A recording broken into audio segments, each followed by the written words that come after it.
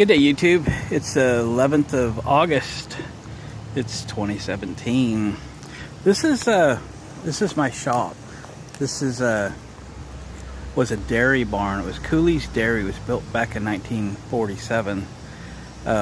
We kind of rescued the building a little bit. Bought the building. It's on a third of an acre, very weird shaped lot, but it's right here in town, which is very, excuse me, very odd.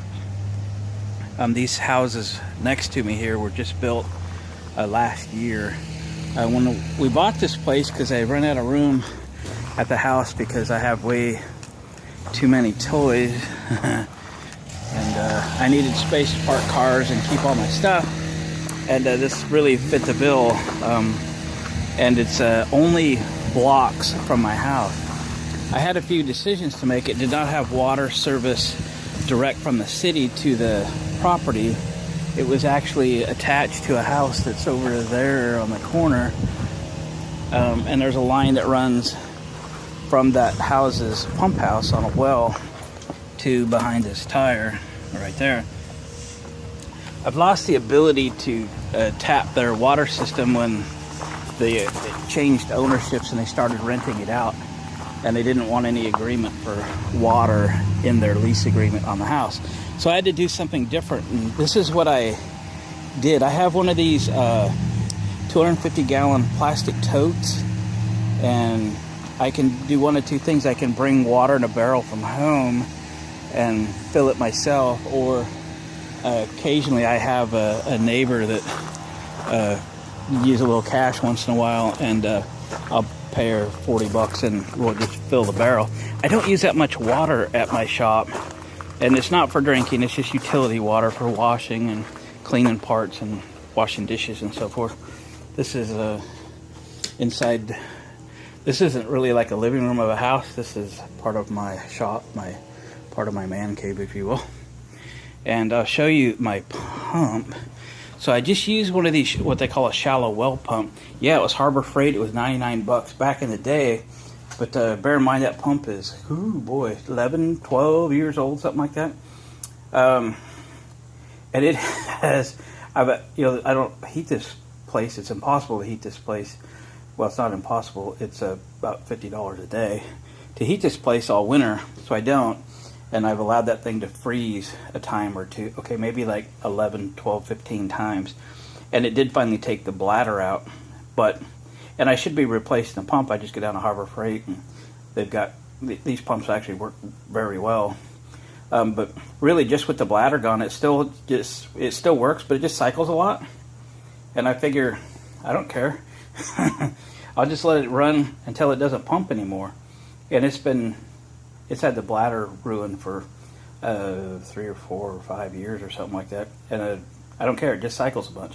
I just thought I would show you my little water system. So I just have that little 250-gallon tote outside connected to this pump, and it just pipes the, it might be hard to see in here, that white PVC out across the barn and back over to my kitchen sink. In between the kitchen sink and there are a couple of spigots, stuff where I can tap the water, and I actually buried a little 5-gallon water heater under here. It's back there. To, regular old kitchen, well, not a kitchen sink. This is more of a utility sink. Sorry, there are dishes in it. That's the way it works around here. And I get water's good. If I need to clean parts or something outside, I have a spigot out there and a hose and so forth. So I just thought I would show this in case y'all have a shop and you don't have water service, but it would sure be convenient to have water. This isn't that expensive of a setup. The tote was, boy, I'm going to pull a number out of the air here, $125, $150, something like that for one of those totes.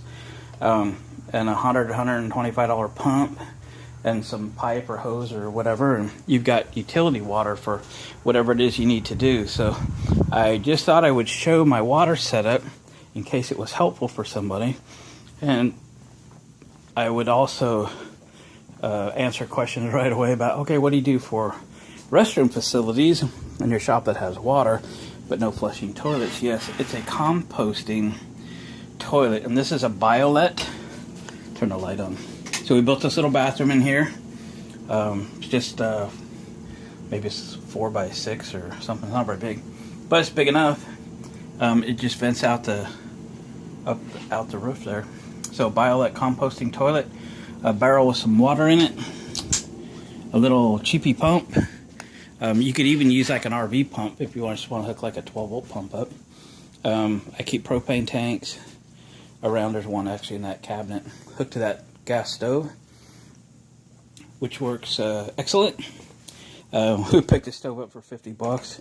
I'm kind of a cheapy guy, so $50 stove with a stainless steel top, and I use a lot of cast iron and Dutch ovens and stuff like that, so having this top you don't have to worry about scuffing up. That's a real about 1910 Monarch wood burning stove, and it is connected and I use it. It's a great little stove. I am into cast iron cooking and Dutch oven cooking. Dutch ovens, big Dutch ovens, stuff like that. So this is just a quick little tour of my water system and how we deal with things like that. And hope you enjoyed it. I hope maybe you pick something up from it. I was kind of forced into it. I was thinking when I bought the property that I'd always have water from the neighbor, but that ended.